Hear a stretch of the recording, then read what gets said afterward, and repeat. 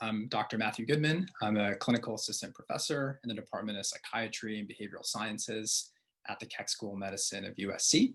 And I'm honored to be joined today by Dr. Randy Semple, who's an associate professor in the Department of Psychiatry at USC. So today we're going to be talking about using mindfulness and biofeedback for the treatment of childhood trauma.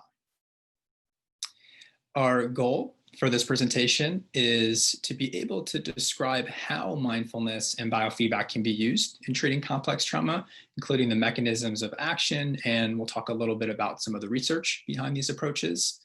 We're going to guide you through a couple brief practices that we hope that you can then use with your patients or other populations that you might be working with. And we also hope you'll be able to learn how to choose between these two approaches based on the patient's unique clinical presentation. So I'm going to start by providing a bit of an overview of what complex trauma is and how it manifests in kids, and then move into how we might use mindfulness-based interventions to address some of the problems and symptoms that we see. Dr. Goodman will then take over and talk about biofeedback and how it might be used to treat childhood trauma, and a little bit of compare and contrast between these two models, which are in some ways very different, in some ways the same, and how we might choose when we're working with kids, which model might be most helpful. And I'd like to keep some time at the end for some discussion as well. So just starting with complex trauma. This is a phenomena that describes both multiple exposures to traumatic events and the long-term effects of that. Events can take place within the home, like domestic violence or abuse or neglect. It can be in the neighborhood, school bullying, living in an impoverished neighborhood or in a neighborhood with high crime rates or violence. Trauma can be cultural, which is discrimination, or social marginalization, which is based on race or ethnicity or sexual identity. Or it can be in the broader environment, being in a nation that has civil unrest, or being in a war zone, and also perhaps being in the 9th month of a worldwide pandemic. Complex trauma begins early in life. It tends to be repetitive and is frequently of an invasive and interpersonal nature. And in children, these events are often quite sadly associated with caregivers. And this disrupts a child's ability to create secure attachments, and we know that that's going to have adverse consequences throughout life. So now I'm going to talk about how trauma manifests in 4 domains: the cognitive, emotional, physical, and behavioral. Now, in order to be credible, every presenter these days have to include at least one image of the brain. So here's mine. Now, unfortunately, this shows very clearly the impact of severe trauma in early childhood.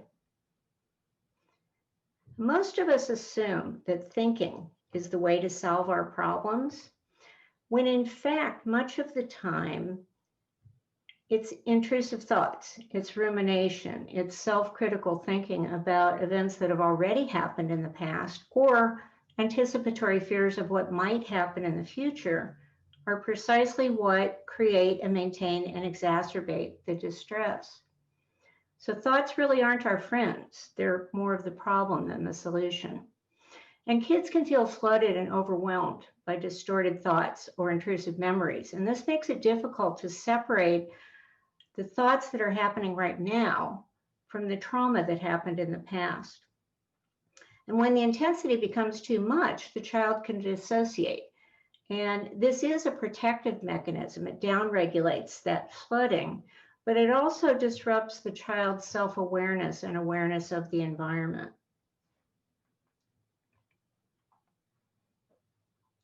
Emotionally, we see a lot of anticipatory anxiety, catastrophic fears of the future, a kind of this chronic what if, what if, what if.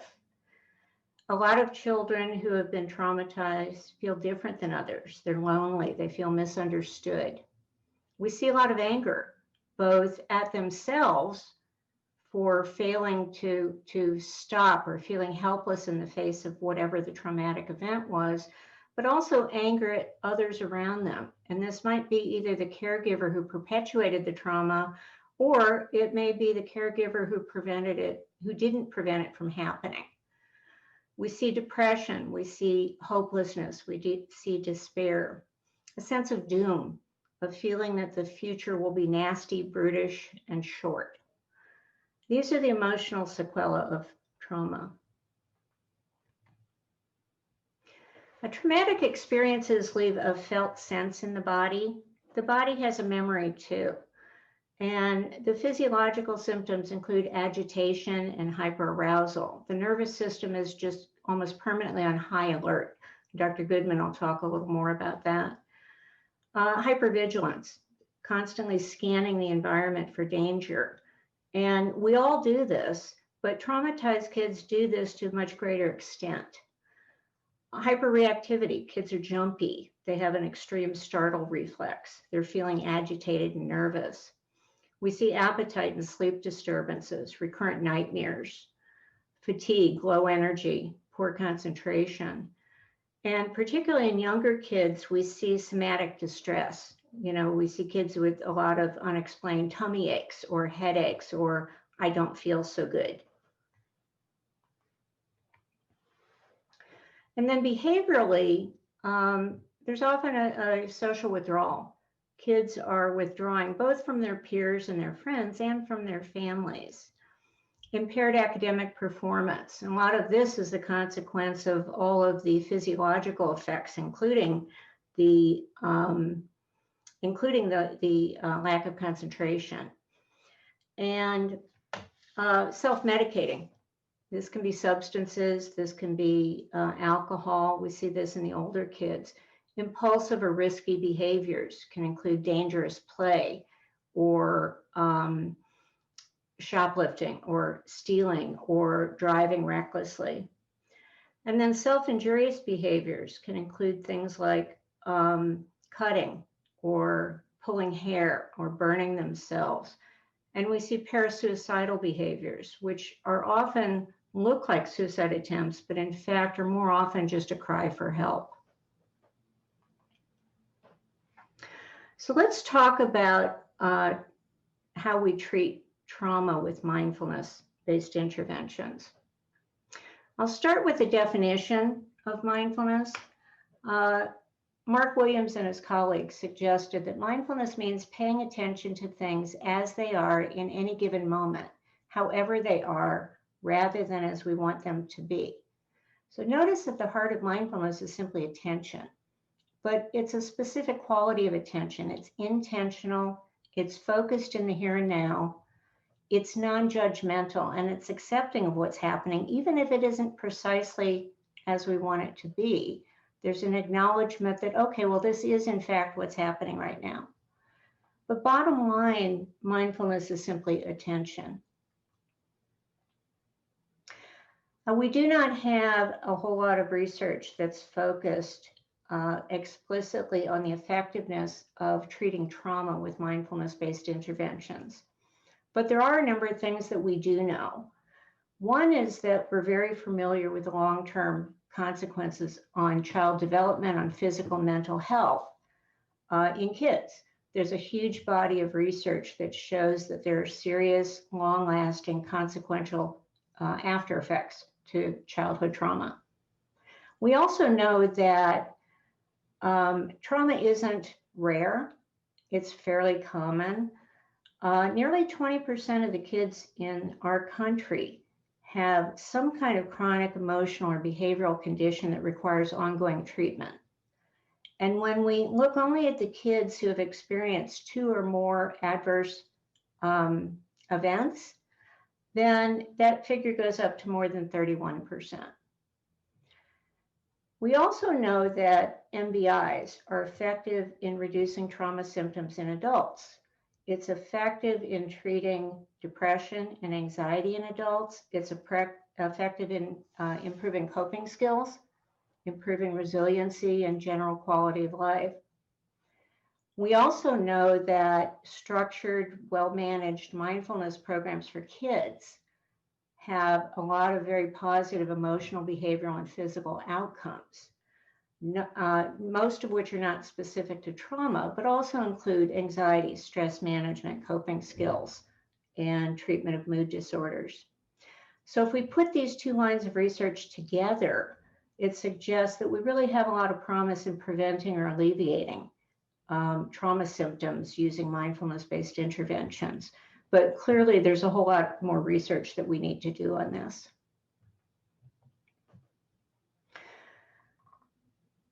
Now, looking at mindfulness of thoughts, we know that trauma increases past and future thinking. The mind moves to the past with regret, remorse, self-blame, anger, or it moves to the future with that catastrophic what-ifing.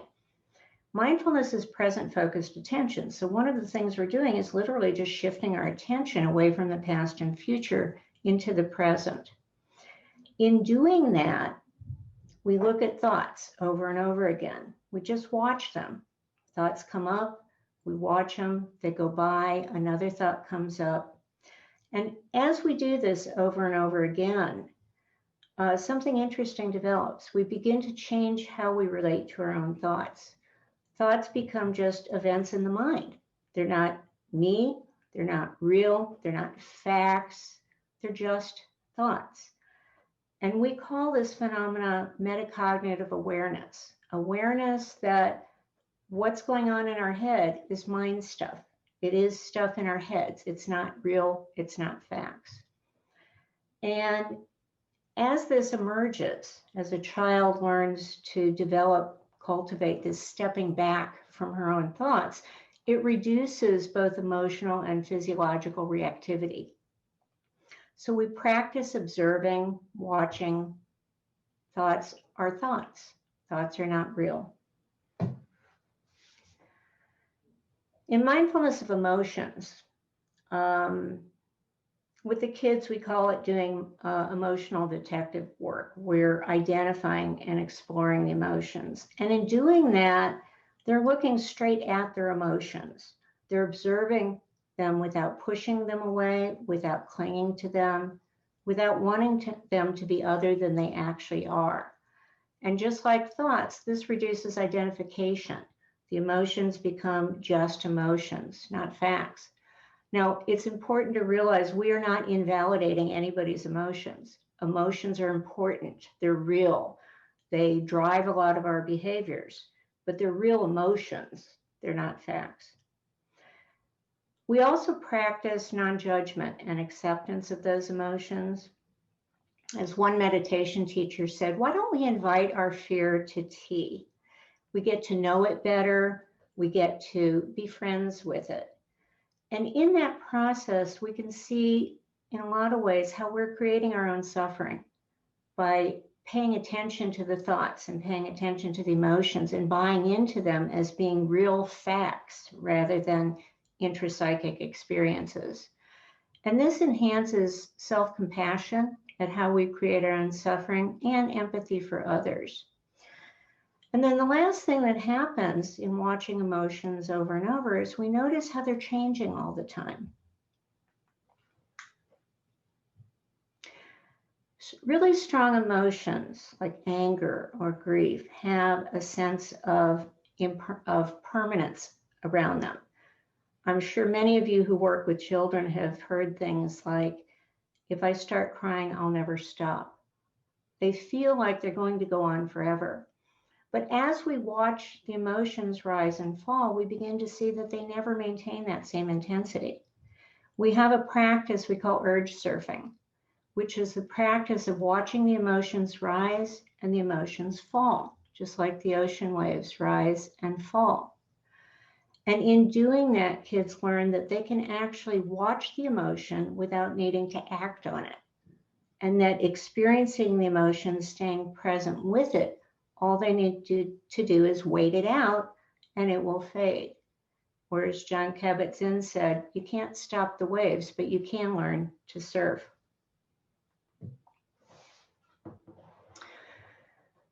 The mindfulness and body sensations can be sometimes challenging with traumatized kids.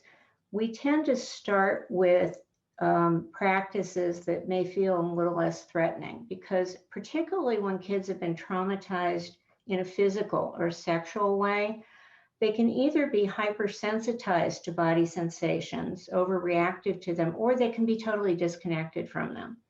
And it can be really confusing and difficult for these kids to reconnect with their bodies. So we encourage strongly, go slow. Let the child be empowered to reconnect with their body in their own pace and in their own way, not trying to push them into more intense body practices. So deep breathing, breath counting is a good way to move into this space because they can feel a little less threatening. Grounding techniques. I really like the soles of the feet practice, which simply is sitting or standing and bringing full attention, mindful awareness to each of the sensations in the soles of the feet. One of the reasons I like this practice is because a lot of the distress is actually happening up here in the head. And when we move our attention to the soles of our feet, we're moving our attention as far away as we can get to that source of distress while we still stay within our own bodies. Mindful movement practices can be very useful in kind of lowering an over-aroused nervous system. Simple practices, stretching, we can do yoga, tai chi, qigong, literally shifting the attention to movements of the body, but not necessarily focusing in on the sensations inside the body. And because it can be so difficult for kids who have had physical trauma, we really recommend avoiding doing prolonged body scan practices. These can feel really intense for kids. If you're not familiar with these are still practices. They're done laying down or sitting up and using a visualization to observe the flow of the energy and the sensations in the air moving in and out of the body. So we don't do those very much because they get too intense. Now, there's a formal practice of mindfulness, which is breath and walking practices. But there's also an informal practice of mindfulness in everyday life. And in that, we practice doing ordinary activities, the things that we do every day anyway, washing our hands, brushing our teeth, combing our hair. But we practice doing them with mindful awareness. We watch as the mind talk that we all engage in comes up. We watch the emotions that come up. We feel each movement of the body as the body is moving, say as we're brushing our teeth, and the movement of the hand up and down, and the feeling of the brush on our teeth. I encourage you to give this one a try. Pick one activity that you do every day anyway. So this mindfulness practice isn't going to take you any longer than you're already doing it. But make a commitment to yourselves to do this one practice, pick one practice for 7 days in a row, and do it with mindful awareness as best you can. You know, put a sticky note on your mirror to remind you to mindfully brush your teeth. And then watch what happens over the course of a week. Watch what changes. So in summary, mindfulness is attention. And bringing attention to these internal processes, these thoughts and feelings and body sensations, increases our metacognitive awareness, our ability to step away from the thoughts and not be pushed around by the tyranny of our own thoughts and our own emotions.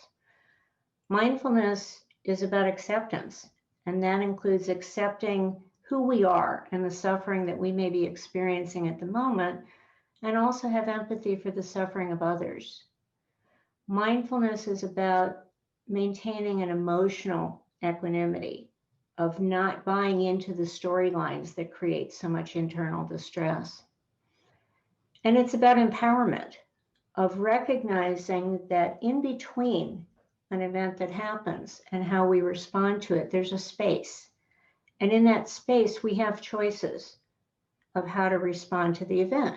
We can't control most of what goes on around us, what happens to us, but we can't always control how we choose to respond to it. And as we're bringing attention to this moment, we see those choices. We see the ability to pick a choice in the moment that may be more helpful, more adaptive to ourselves in that moment. So essentially what mindfulness does is allow us to act and respond with more acceptance and balance and compassion.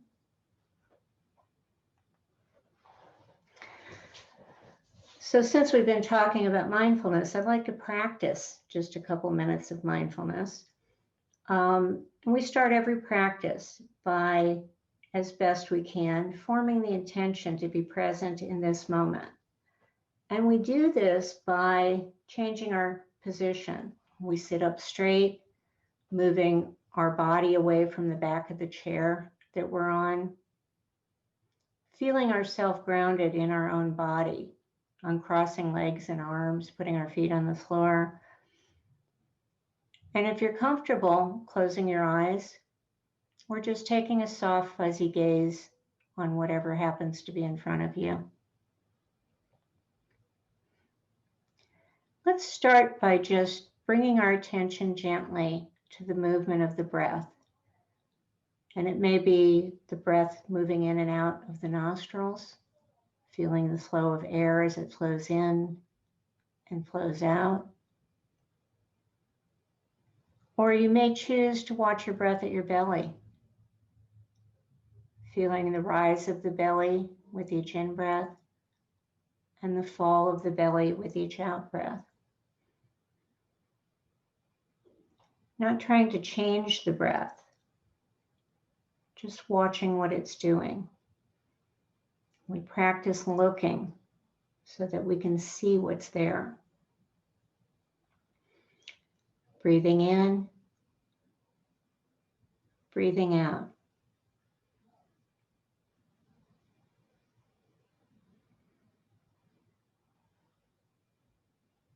And whenever the mind wanders and you become aware that the mind has wandered, just note the wandering of the mind and choose to come back to watching the breath, settling into your own body, into your own breathing.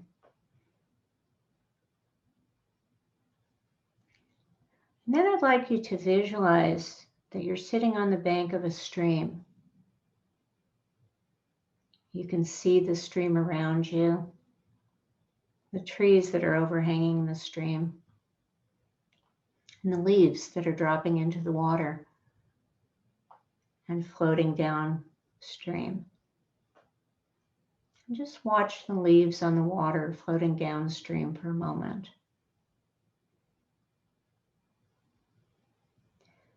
And then as you notice a thought come up, take that thought and place it on a leaf and watch the leaf float downstream.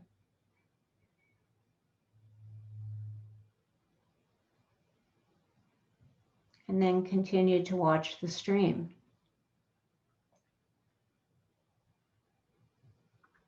And as another thought comes up, place that thought on a leaf and just watch that float down the stream. Each time a thought arises, gently place it on a leaf and watch it float downstream. And it doesn't matter if it's a good thought or a bad thought or a happy thought or a difficult thought, or even a thought that tells you, I'm not a thought, I'm real. Take that thought and place it on a leaf and let it float downstream.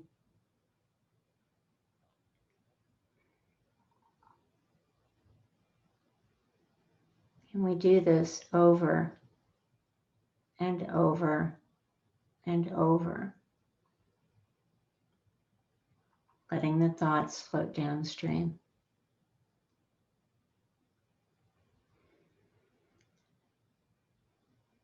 And take a moment now and let go of the imagery and come back to your breathing, feeling grounded in this space. And then whenever you feel comfortable, opening your eyes.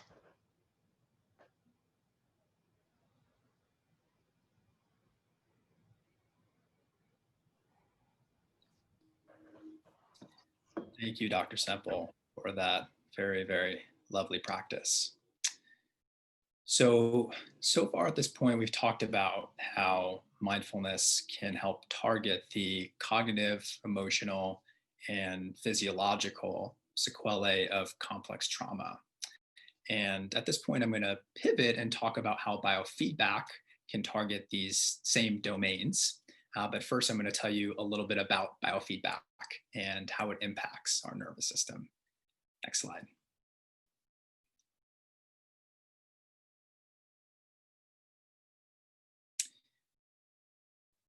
So biofeedback is a way of teaching self-regulation of the autonomic nervous system. And it does this by using surface electrodes that measure physiological activities such as our heart rate, our breathing, muscle tension, and temperature. And it feeds this back to participants in real time on a computer screen so that they can learn to have greater awareness and control over their physiological states and help bring them back into a state of homeostasis or equilibrium. Next slide. So before I tell you more about biofeedback, I just want to linger on the autonomic nervous system for just another minute because it plays a crucial role in the underlying pathophysiology of complex trauma. So in the autonomic nervous system, we have these two different branches. One of them is the sympathetic, the other is the parasympathetic. And as you might know, the sympathetic system is the fight or flight part of our body. And that's responsible for increasing our heart rate, increasing our respiration, secreting cortisol. And we can think of the sympathetic like the gas pedal in a car. The other branch, the parasympathetic, is also called the rest, digest, and heal part of our body. That slows down our heart rate, slows down our breathing, makes us feel calm, connected, and safe in our environment. And we can think of the parasympathetic like the brake in a car. And so ideally, as we're going about our daily lives, we would want some sort of balance between being on the gas and being on the brake, and being able to flexibly switch back and forth between these two, depending on the circumstances that we're facing. What happens with trauma is that individuals might become stuck in on either the gas or the brake. So they're stuck in a state of sympathetic hyperarousal. And in this state, they might be experiencing things like flashbacks or nightmares, intrusive thoughts, panic attacks, or other kind of levels of high physiological arousal. Or if they're stuck on the brake, they'd be stuck in what's called hypoarousal. And this is a more primitive parasympathetic state that's associated with the freeze response. And in this state, they might be experiencing dissociation. There might be a numbness or blunting of emotion, flatness of facial expression.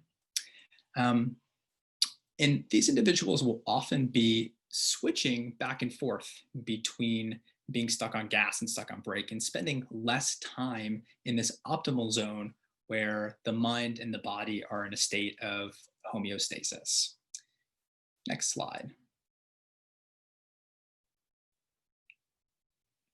So one way to help restore this balance between sympathetic and parasympathetic activity is through biofeedback. And the type of biofeedback that I'm going to tell you about is called heart rate variability. So as we start to breathe slowly and as we breathe diaphragmatically, we start to see these fluctuations in our heart rate. On the in-breath, our heart rate will go up. On the out-breath, it'll go down. And as we continue to do this, we get this nice sine wave-like pattern that you can see on the image on the screen here. And it creates more variation in our heart rate. So the more variation there is, or the higher variability, the healthier it is for our nervous system generally. And as we do this, you can also see represented in blue here that heart rate and respiration will start to sync up with each other. So we call this cardiorespiratory synchrony, or being in a state of coherence. And ideally, we're breathing at about 6 breaths per minute. This seems to be the sweet spot that maximizes parasympathetic activity in the body. So whereas in mindfulness or meditation, we're just watching the breath as it is, in biofeedback, we're directly manipulating the breath at a specific frequency and getting that feedback in real time. Next slide. So by doing this and by helping to regulate the autonomic nervous system, this can actually have a bottom-up effect on the brain. So on the right is an image here, and you can see that it's representing the connection between the brain and our viscera by what's called the vagus nerve. And I know this was mentioned in a couple of the earlier talks today. The vagus plays an extremely important role in being able to regulate the autonomic nervous system. And not only is it communicating with things like the heart and your gut, but it also has these projections up into the brain, into centers in the brain that are involved in regulating emotion, and even up into the prefrontal cortex, which we know is important for paying attention and present moment awareness. So as we start to create more heart rate variability, as we start to shift more into a parasympathetic state, this actually helps to quiet down emotions. It helps to quiet the mental chatter. It brings us into the present moment. And this translates into more functional behavior in our everyday life. Next slide. So I'm just going to briefly touch on the research with biofeedback. As Dr. Semple mentioned, as far as the literature for mindfulness in pediatric populations, the literature in biofeedback is even more sparse. But there is some preliminary evidence that heart rate variability biofeedback can be helpful for treating symptoms of PTSD in adults. And we do know that biofeedback can help reduce symptoms of anxiety, depression, and physical complaints in youth, although the methodological rigor of these studies is relatively low. So there is some promise that biofeedback can be helpful in treating complex trauma, but we're unfortunately left in the same state as the mindfulness literature, where we definitely need some more research around this. Next slide. Okay, so I'm going to guide us through a very brief biofeedback practice that we would normally do with sensors and with computer software, but we can do it without, and it's going to have just about the same effect on our heart rate and on our nervous system. And this is something that we can practice at home and something that we can easily teach others. So as I mentioned before, breathing at about 6 breaths per minute seems to maximize this parasympathetic or rest and digest response in the body. And that translates to about 4 or 5 seconds on the inhale and about 5 or 6 seconds on the exhale. So I'm going to guide us through real fast. We'll breathe together for a minute, and then we'll move on to the next section. So for this activity, I like to slouch a little bit in my chair so that you can open up the diaphragm region.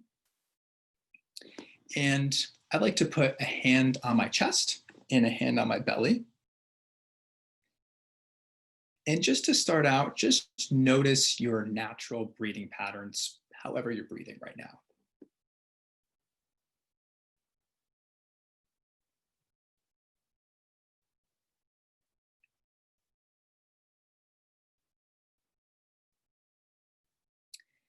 And then see if you can start breathing so that the hand on your belly goes up and down instead of the hand on your chest. And you won't be able to quite see here because of my camera, but on the inhale, your belly is going to fill up almost like a balloon. And so your hand should be going up. And then on the exhale, your belly will contract and the hand goes down. So try that and see if you can breathe in and out through the nose if it's comfortable for you.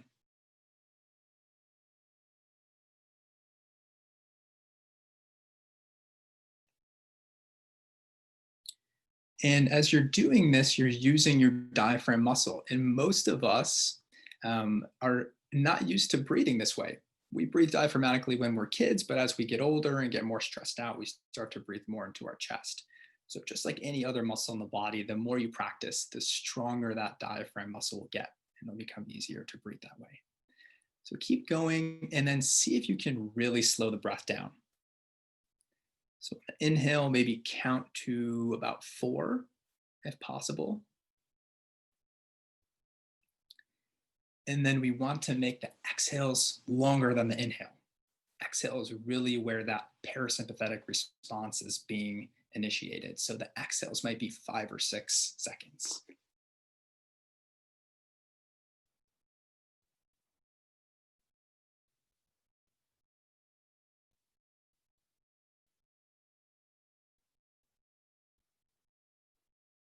Good. So again, this is something that you can practice anytime. When you're teaching kids and you're having them practice at home, I usually recommend practicing 20 minutes at home with realistic expectations that they'll practice for maybe 5 or 10 minutes. But practicing for a good 5 minutes at a time seems to be the most helpful. Okay, next slide.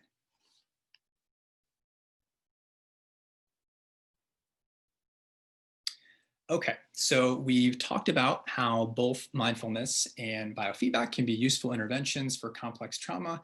And now I'm going to talk a little bit about how to decide between which intervention to use, in what order to use them, and at what dose, depending on the patient's unique clinical presentation. Next slide.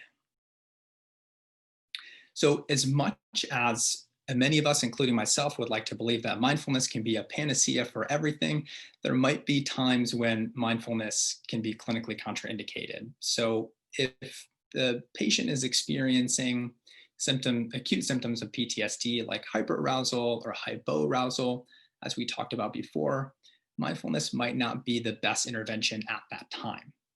And then we also want to consider whether there's other clinical disorders present, things like mania, psychosis, severe panic attacks, or severe and persistent major depression.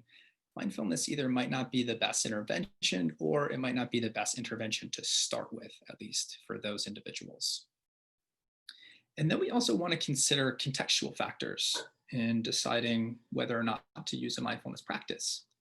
If there's a high level of violence or trauma in the patient's family or community environment, they might not feel safe closing their eyes and going inwards and doing a mindfulness practice. And then we obviously want to also consider the cultural systems that the patient is embedded within.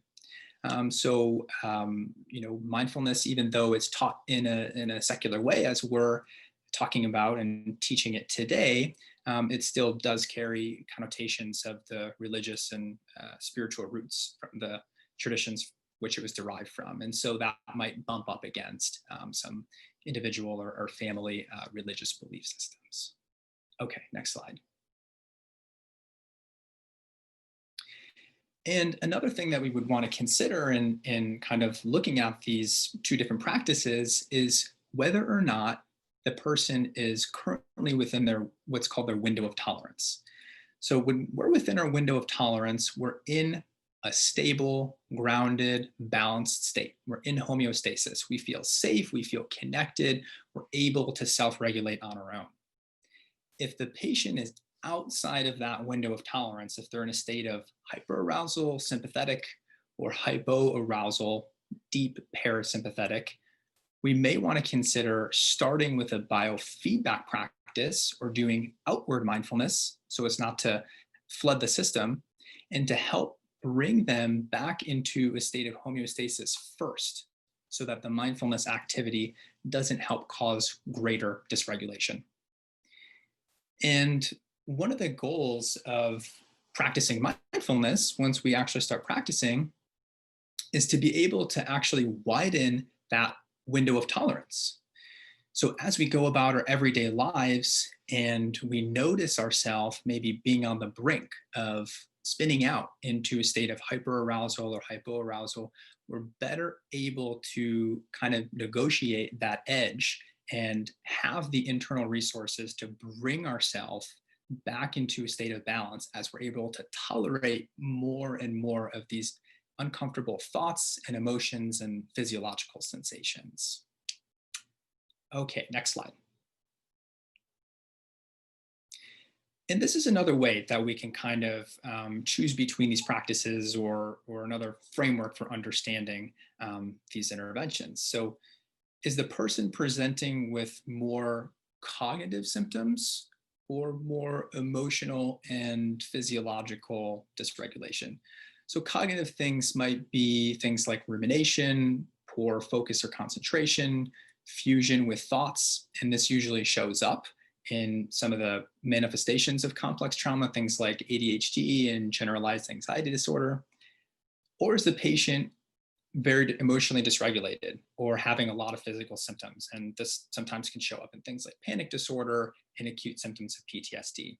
And based on the clinical presentation, again, we might want to consider starting with biofeedback in order to get the patient into their window of tolerance, and then moving forward with a mindfulness practice if we feel that they're able to tolerate mindfulness activity.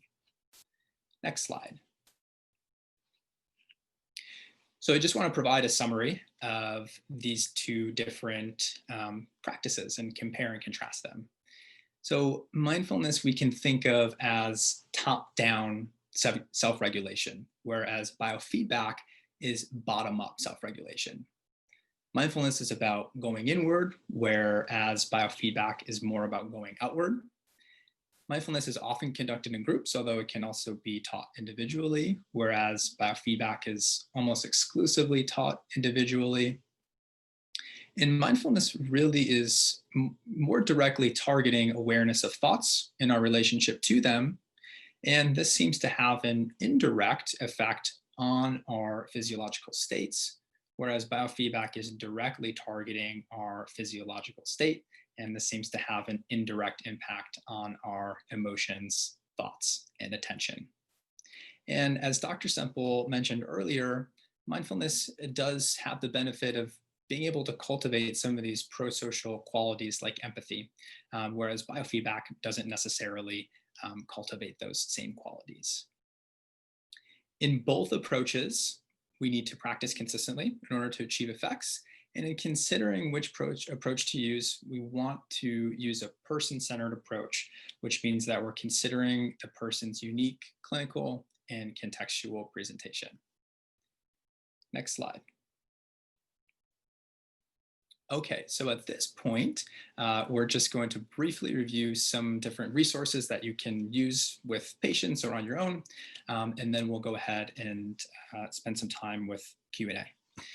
So Sharon Salzberg said meditation is the ultimate mobile device. You can use it anywhere, anytime, unobtrusively. And this is even more true now as we're carrying around these things in our pockets with lots of mindfulness apps and resources. So we've listed a few here. I won't go through all of them, but our slide deck will be available if you do want to reference it later.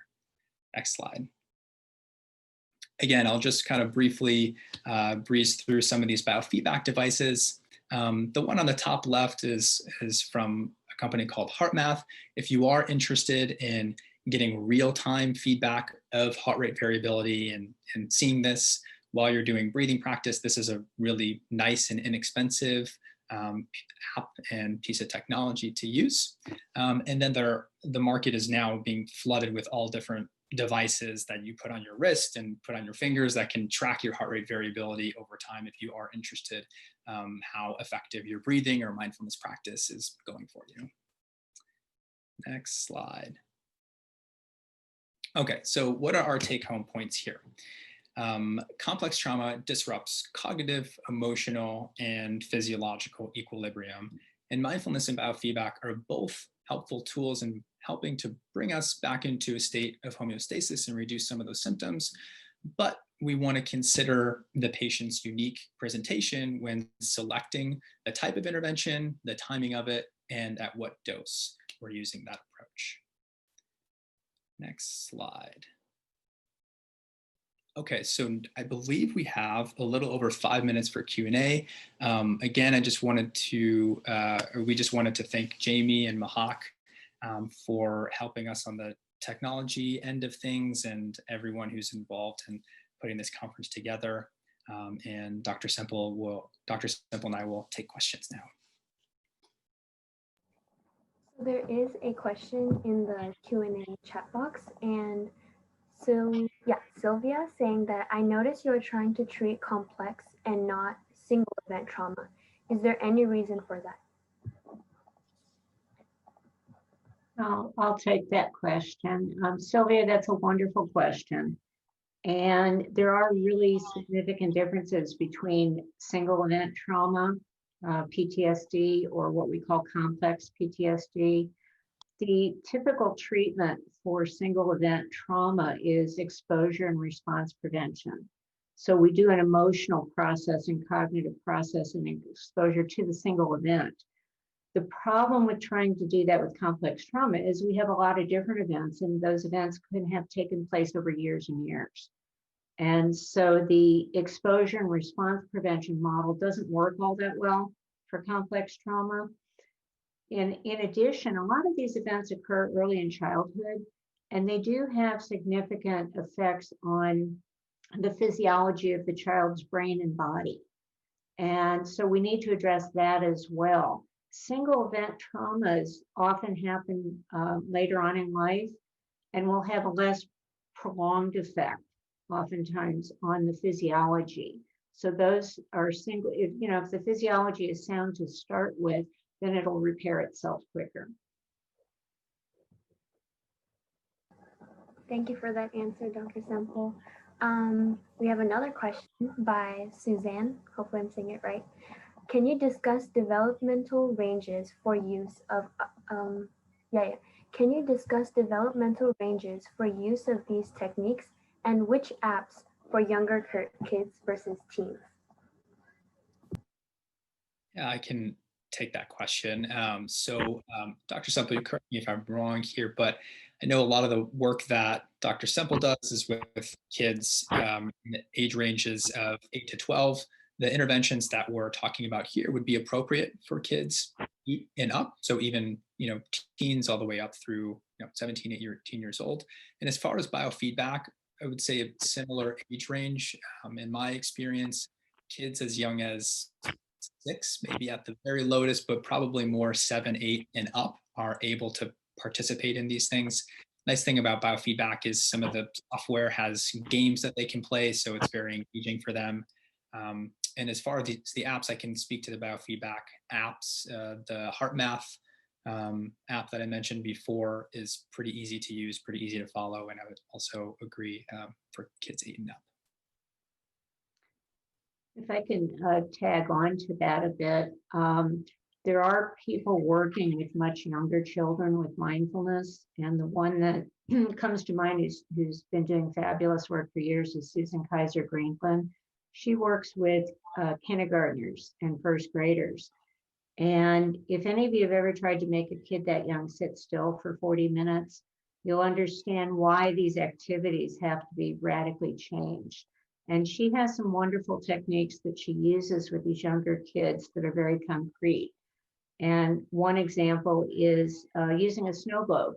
You shake it up, you see all the snow, these are thoughts flurrying around. And simply by sitting the globe down on the ground in front of you, the snow starts to settle, our thoughts start to settle. And then what happens is you can see more clearly what's going on inside the globe. There's usually some image or Santa Claus or something inside the globe. So these are the kinds of very concrete, non-abstract techniques that can be done with much younger kids as well. Awesome. We have another question by Ruby. No need to be sorry, Ruby, for joining in late. But could you speak briefly about hypnosis? Is there any pediatric hypnosis training in SoCal? And I only know one in Minnesota, says Ruby. I can take that one. I can also take the next question here. I'm looking at the chat. So it's a great question, Ruby. I'm not sure, given that that's not my kind of field of expertise, so I wouldn't be able to speak to whether there's someone in California or not. I'm not sure if Dr. Semple has any resources. Ruby, many apologies. I have absolutely zero expertise in pediatric hypnosis, so I really can't give you any useful information on that. Thank you for the question. And then I have the chat up here. So the next question is whether aspects of biofeedback can be integrated into practice without the use of technology. And thank you, Kristen, for this question. That's a wonderful question. And the answer is yes. If you don't have access to equipment or even apps, obviously the downside is that you're not going to get the visual feedback of these practices. But what I would recommend is doing the slow diaphragmatic breathing. And as long as you're breathing slowly and breathing diaphragmatically, somewhere around 6 breaths per minute, it can be faster, it can be slower, it's having just about the same effect. We won't be able to know that for sure without the feedback, but it is helping to increase those heart rate oscillations and help to facilitate homeostasis in the body. So I would say yes, just do deep breathing with people. Thank you, Dr. Semple and Goodman, for such an awesome presentation. I think we all learned a lot, so thank you. Thank you so Thanks much. all for your attention. Thank you everyone for being here.